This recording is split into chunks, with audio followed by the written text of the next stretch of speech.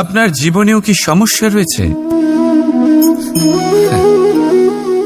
অবশ্যই থাকবে। প্রত্যেকের জীবনেই সমস্যা থাকে। প্রত্যেক মানুষ জিজ্ঞাসাও করেন যে এই সমস্যা আসলে কি আর কেন আসে এ জীবনে। আপনাকে একটা কথা বলে দিই যে সমস্যা আসলে সেটা নয় যা আপনার পথে বাধা সৃষ্টি করে, বরং সমস্যা হলো সেটাই যেটা আপনি তখন দেখতে পান যখন আপনার একাগ্রতা আপনার পথ থেকে, আপনার লক্ষ্য থেকে সরে যেতে থাকে। আর এই সমস্যাগুলি দূর করার জন্য, এর সমাধান করার জন্য একটাই পথ আছে। নিজের সমস্ত ভাবনা আরো একবার একাগ্র করুন নিজের পথের দিকে, নিজের লক্ষ্যের দিকে। আপনার সমস্ত ভাবনা যদি কেন্দ্রীভূত হয় নিজের লক্ষ্যে, তাহলে এই সমস্যা দূরে থাকবে। যদি এরকম না হয়, যদি আপনার মন একটু অন্যদিকে চলে যায়, তাহলে এই সমস্ত সমস্যা আবার সামনে চলে আসে আর বাড়তেও থাকে। দেখুন, যেখানে আপনার লক্ষ্য রয়েছে, বাণ যদি সেখানেই চালাতে হয়, তাহলে দৃষ্টি তো সেদিকেই রাখতে হবে। তবেই তো আপনি সেই লক্ষ্য ভেদ করতে পারবেন। সেই জন্য মনে রাখবেন, সর্বদা লক্ষ্য রাখবেন নিজের পথে, সেই পথেই সামনে এগোতে থাকুন নিজের লক্ষ্যের দিকে। আপনি যত সামনে এগোতে থাকবেন, এই সমস্যা তত পিছিয়ে যাবে। তাহলে আসুন, আমার সাথে ভালোবেসে বলুন, রাধা রাধা। পরীক্ষা এমন একটা শব্দ যেটা শুনে সংসারের বেশিরভাগ মানুষই ভয়ভীত হয়ে পড়েন। কারণটা কি? অসফলতার ভয়। পরীক্ষা এই শব্দের যদি আমি অন্য দিকটা দেখাই, তার তাৎপর্য এই নয় যে আপনার দুর্বলতা সবার সামনে তুলে ধরবে। এটা তো হলো সেই যুক্তি যা আপনার বল, সাহস, শক্তিগুলি সবার সম্মুখে তুলে ধরবে। আগে হ্যাঁ, এটাই হলো সেই যুক্তি। আপনি নিজেই কখনো দেখবেন, পরীক্ষার সময় আপনার অন্তরের অনেক গুণ বাইরে বেরিয়ে আসে। এমন কোনো শক্তির উদ্ভব হয় যার বিষয়ে আপনি নিজেও জানতেন না, ঠিক কিনা? তাই এই পরীক্ষাকে কখনো ভয় পাবেন না। বিশ্বাসের সাথে নির্ভীক হয়ে এটার সম্মুখীন হন। দিনের শেষে এই পরীক্ষা শুধুই আপনাকে উজ্জ্বল করবে, আপনাকে আরো শ্রেষ্ঠ করে তুলবে। তাহলে আসুন আমার সাথে ভালোবেসে বলুন, রাধা রাধা। মানুষ জীবনে সবসময় শিখরে পৌঁছতে চায়, অনেক উঁচুতে উঠতে চায়, আর তার জন্য তারা কি না করে, পরিকল্পনা করে, ষড়যন্ত্র করে, প্রার্থনা করতে থাকে, আবার কারোর কাছে সাহায্যও চায়। কিন্তু এত কিছু করা সত্ত্বেও অনেক সময় মানুষ শিখরে পৌঁছতে পারে না। যদি পৌঁছেও যায়, তাও খুব তাড়াতাড়ি নিচে নেমে আসে। এর কারণ কি? একটা উদাহরণ দিয়ে বোঝানো যাক। এই হলো ময়ূর পেখম, আর এই হলো পাথর। যদি এই পেখমকে হাওয়ায় ছুড়ে দিই, তবে ও উড়তে থাকে, কিন্তু এই পাথর অতি শীঘ্রই মাটিতে নেমে আসে। এর কারণ কি? ভার। এই পাথর হলো ভারী, আর এই শিক্ষাই আমাদের গ্রহণ করতে হবে। ঠিক এইভাবেই যদি আমাদের মন দ্বন্দ্ব আর অহংকার দ্বারা পরিপূর্ণ হয়ে থাকে, তাহলে তা কখনোই শিখরে পৌঁছবে না। পৌঁছে গেলেও খুব শীঘ্রই মাটিতে নেমে আসবে। তাই এই মনকে হালকা করতে শিখুন, অহংকারকে, এই হিংসাকে ত্যাগ করুন। তারপর উঁচুতে উড়ে তো দেখুন কত উঁচুতে উড়তে পারবেন আপনি। আসুন আমার সাথে ভালোবেসে বলুন, রাধা রাধা। কথায় আছে, প্রত্যেক পুত্র তার পিতার প্রতিচ্ছবি হয়, আর সমস্ত প্রতিচ্ছবি চায় যেন সে তার অস্তিত্ব প্রাপ্ত করতে পারে। পুত্র চায় সে যেন তার পিতার মতো হয়, বা কখনো কখনো তার থেকেও শ্রেষ্ঠ হয়। সেটা কোনো অনুচিত ব্যাপার নয়। অনুচিত তখন হয় যখন পুত্র নিজের পিতার মতো হবার স্বপ্ন পূরণ করতে গিয়ে, বা তার থেকেও শ্রেষ্ঠ হওয়ার স্বপ্ন পূরণে অনুচিত পথের আশ্রয় নেয়। কারণ তারপরে সে তার পিতার গুণগুলি আত্মসাৎ করতে চায় না। সে শুধুই এটা চায় যে সংসারের চোখে যেন আমি শ্রেষ্ঠ প্রমাণিত হই। এটা অনুচিত। সংসারে এমন অনেক মানুষ আছেন যারা এই কারণে শ্রেষ্ঠ হওয়ার চেষ্টা করেন যাতে তার পরিবারের তার পিতার সম্মান বৃদ্ধি পায়। এমনও মানুষ থাকেন, আর এটাই হলো পার্থক্য উদ্দেশ্যের।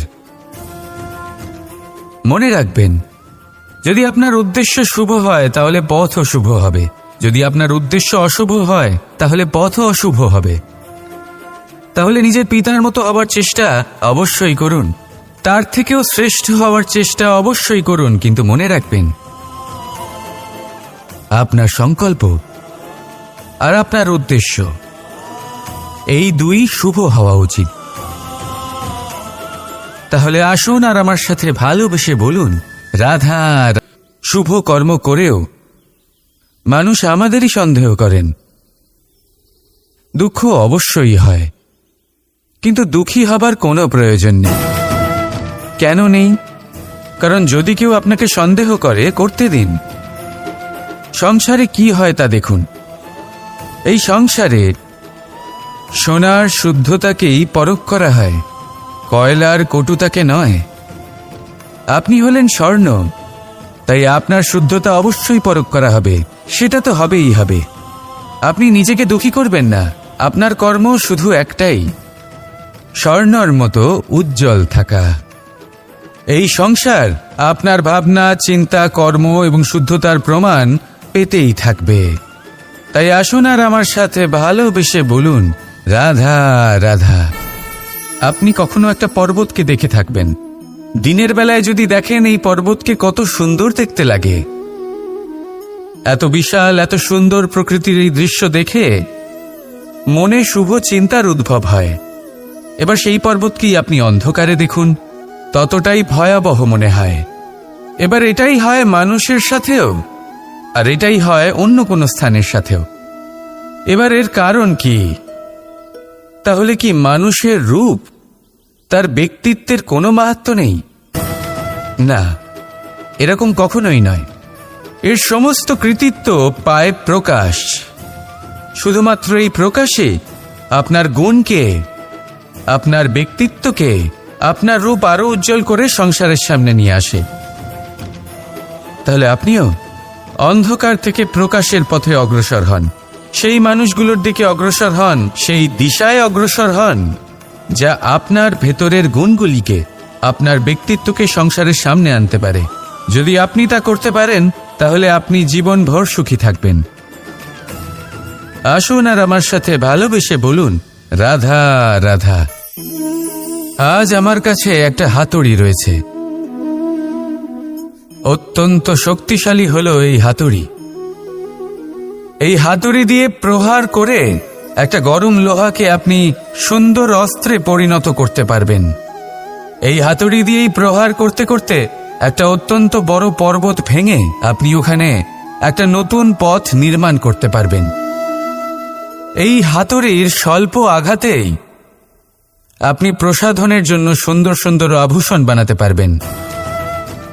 কিন্তু যদি কোনো সুন্দর বাড়ি দেখতে পান আর তার ভিতে আপনি যদি এই হাতুড়ি দিয়ে প্রহার করেন, তাহলে তার বিনাশ হয়ে যাবে।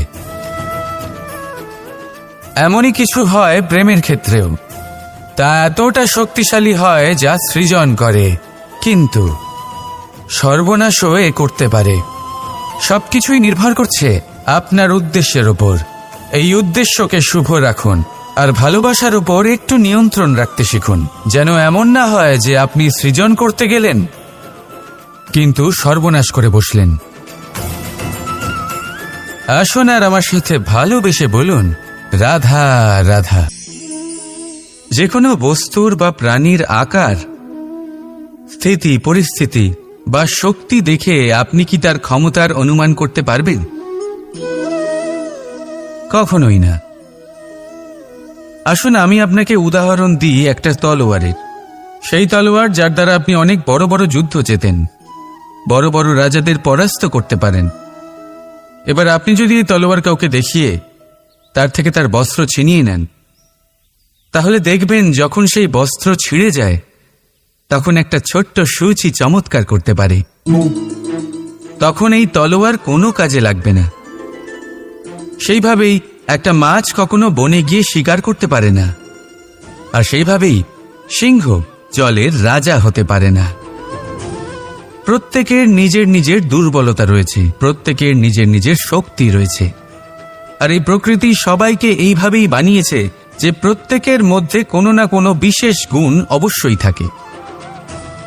তাই যদি আপনি নিজের মধ্যে বা অন্যদের মধ্যে শুধুই দোষ দেখতে পান তাহলে একটু ওপর থেকে দেখুন, সবার মধ্যে বিশেষ গুণ খুঁজে দেখতে শুরু করুন। আপনি বুঝবেন আপনি নিজেও কত বিশেষ আর অন্যরাও কত বিশেষ। আপনি বুঝবেন এই সংসার, এই প্রকৃতি হলো কতটা বিশেষ। তাহলে আসুন আমার সাথে ভালোবেসে বলুন, রাধা রাধা। ধরিত্রীর বুকে গজিয়ে ওঠা এই দুব্য ঘাস দেখেছেন? দুব্য ঘাস যা আমাদের পাকে শীতল রাখে। এতে যদি বসেন তাহলে মনে হবে নরম কোথাও বসে আছেন।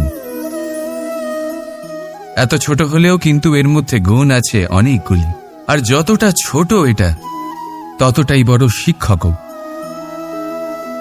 কিভাবে? ভাবুন, পাতা ঝরার মরশুমের পরে সমস্ত পাতা একত্রিত হয়ে থাকে। একটা ছোট ফুলকি সবাইকে জ্বালিয়ে দিতে পারে, সমস্ত পাতা পুড়ে ছাই হয়ে যায়। কিন্তু এই ঘাসের কিছুই হয় না, সে যেমন ছিল তেমনই থাকে। কারণ কি হতে পারে? প্রথম কারণ, এরা ছোট হয়। দ্বিতীয় কারণ, এরা বিনম্র হয়, বড়ই সহজে দমে যায় এরা। তৃতীয় কারণ, এদের মধ্যে নমনীয়তা থাকে। আপনিও নিজেকে এরকমই বানিয়ে ফেলুন। কখনো নিজেই নিজেকে কারোর থেকে বড় মনে করবেন না। নিজের এই মনকে বিনম্র রাখুন। এবং সবথেকে বড় কথা, নিজের এই মনে সহানুভূতি, প্রেম আর বিশ্বাসের নমনীয়তা বজায় রাখবেন। যদি এরকম করতে পারেন তাহলে জীবন সবসময় সুখে কাটবে। রাধা রাধা। পুস্তক, পুস্তক থেকে আমরা কি না শিখতে পারি। জ্ঞান হোক, বিজ্ঞান হোক, ইতিহাস হোক, সব শিখতে পারি। কথায় আছে, একটা ভালো পুস্তক, একটা ভালো গ্রন্থ পাওয়া তা 100 ভালো বন্ধু পাওয়ার সমান। কিন্তু যদি একটা ভালো বন্ধু পাওয়া যায় তাহলে তা গোটা গ্রন্থাগারের সমতুল্য। সে আপনাকে কর্মের বিষয় জ্ঞান দেয়, সাফল্যের রসায়ন শিক্ষা দেয়, সে আপনাকে ইতিহাসে অমর করে রাখবে।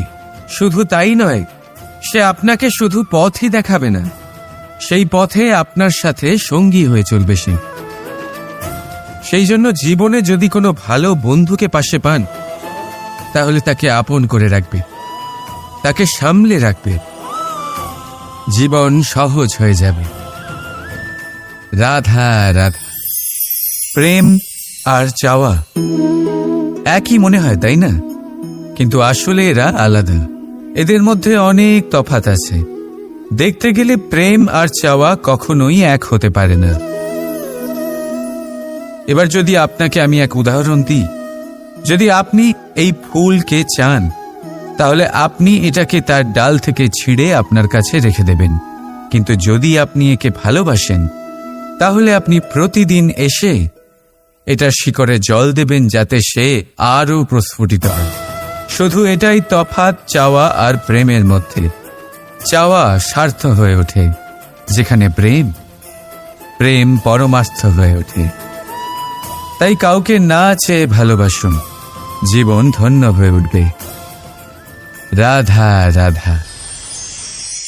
আমাদের কোনো স্থানে পৌঁছতে গেলে একটা মাধ্যমের প্রয়োজন হয়। কিছু মানুষ এই মাধ্যমকে রাস্তা বলে, কেউ পথ বলে, আবার কেউ বলে সরণি। মানুষ নিজের লক্ষ্যে পৌঁছানোর জন্য এই পথেরই খোঁজে থাকে। কিন্তু মানুষ একটা কথা বুঝতে পারে না, যে এই পথে এগোতে গেলে এই পথকে পিছনে ঠেলাও অত্যন্ত প্রয়োজন। যদি এটা করার ক্ষমতা আপনার না থাকে তাহলে আপনার পথ আপনাকে লক্ষ্যে পৌঁছতে দেবে না। দ্বিতীয় কথা, যদি নিরন্তর চেষ্টা আপনি করতে পারেন, যদি সেই ক্ষমতা আপনার মধ্যে থাকে, তাহলে আপনি যখন চাইবেন, যেখানে চাইবেন, নিজের পথ নিজেই বানাতে পারবেন। রাধা রাধা। ভয় ভয় সবাই পায়, সেটা পশুও হতে পারে, পাখিও হতে পারে, আবার মানুষও।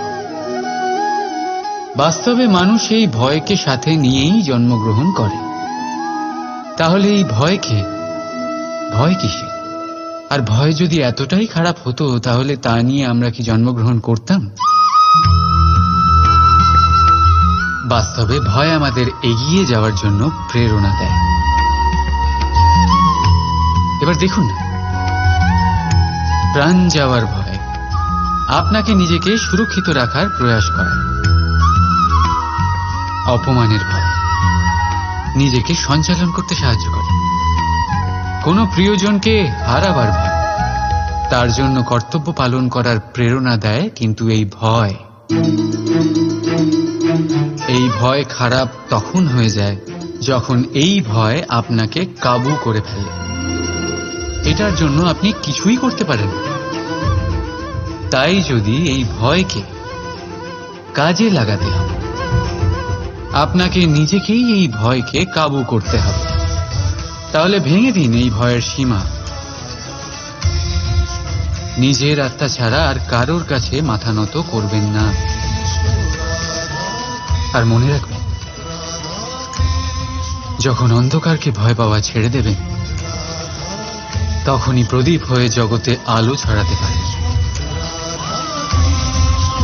রাধা রাধা।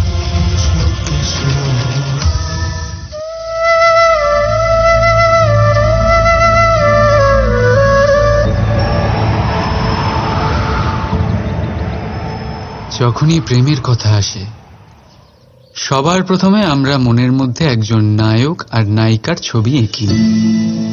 কি আপনাদের সাথেও ঠিক তাই হয় না? কিন্তু প্রেম কি কেবল নায়ক নায়িকার আকর্ষণের বন্ধন? না, প্রেম তো পরিবারের সাথে হতে পারে, মা বাবা ভাই বোনের সাথেও হতে পারে, বন্ধু বান্ধবদের সাথে হতে পারে, দেশ ও জন্মভূমির জন্য হতে পারে, মানবতার সাথে হতে পারে, কোনো শিল্পের সাথে হতে পারে, এই প্রকৃতির সাথেও হতে পারে। কিন্তু প্রেম কখনো সেই পাতায় লেখাই হতে পারে না যেখানে আগের থেকেই অনেক কিছু লেখা আছে। যেমন ভরা কলসিতে আর জল ভরা সম্ভবই না। যদি প্রেমকে পেতে হয় তাহলে মনকে খালি করতে হবে।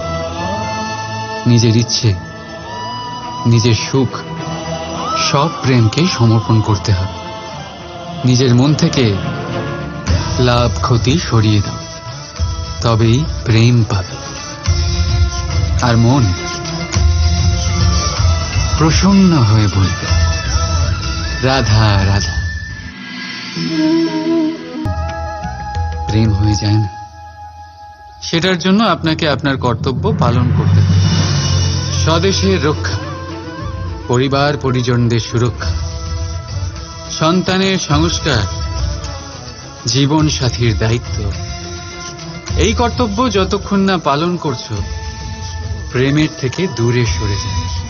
তাই যদি প্রেমের অমৃত পেতে চাও, সঠিকভাবে কর্তব্য পালন করতে হবে আর মন থেকে বলতে হবে, রাধা রাধা। প্রেম সংসারের সব থেকে পবিত্র বন্ধন, কিন্তু সত্যি বলতে কি, এটা বন্ধনের থেকে মুক্তি, স্বতন্ত্রতা।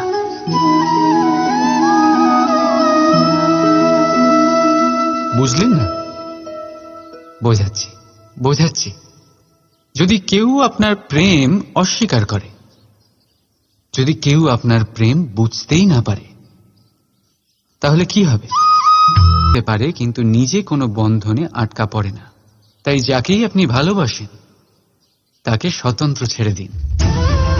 কারণ স্বতন্ত্রতাই সেই গুণ যা প্রত্যেক প্রাণীর সবচেয়ে প্রিয়। প্রেম যদি সত্যি হয় তাহলে সে অবশ্যই বুঝতে পারে। ততদিন নিঃস্বার্থভাবে প্রেম করে যায়।